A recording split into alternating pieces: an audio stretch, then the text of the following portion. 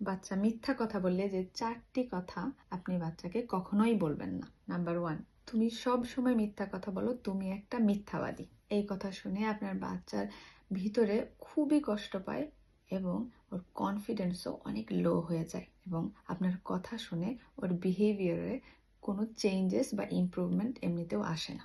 Number 2, তুমি খুবই পচা, তুমি খুবই বেয়াদব একটা বাচ্চা, তোমাকে কখনোই আর বিশ্বাস করা যাবে না। এটা শুনে আপনার বাচ্চার ভিতরের আত্মবিশ্বাস অনেক কমে যাবে এবং এর সাথে সাথে ও ভিতরে অনেক একাকিত্ব ফিল করবে এবং নিজেকে মনে করবে he is good for nothing এবং সেই সাথে তৈরি হবে নেগেটিভ সেলফ ইমেজ।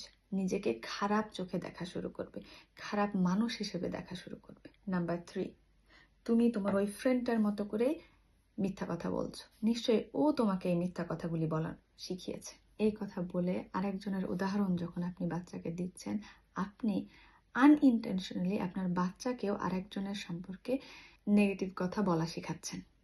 এখান থেকে ভালো কিছুই সে শিখছে না। নাম্বার 4, এরপরে যদি তুমি মিথ্যা কথা বলো তাহলে কিন্তু আমি পুলিশকে কল দেব, পুলিশ তোমাকে নিয়ে যাবে, অথবা আমি তোমাকে বাসা থেকে বের করে দেব।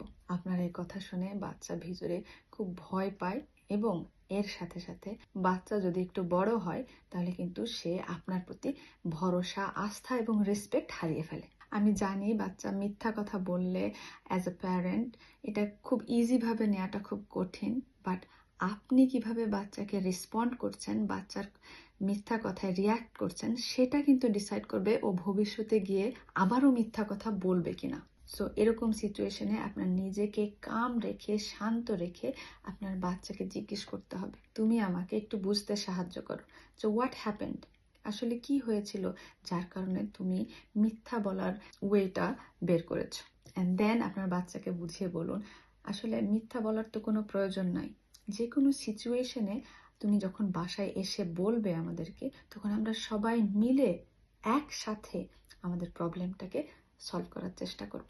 আপনি যখন মিথ্যা বলাটাকে ইজিলি, কামলি হ্যান্ডেল করবেন, তখনই আস্তে আস্তে আপনার বাচ্চা সে মিথ্যা বলা কমিয়ে দেবে বা বন্ধ করে দেবে এবং আস্তে আস্তে সে বুঝবে আমার মিথ্যা বলার প্রয়োজন নেই, কারণ আমার বাসায় স্ট্রং সাপোর্ট আছে।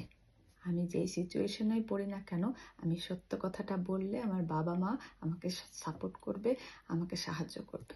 ভালো থাকুন।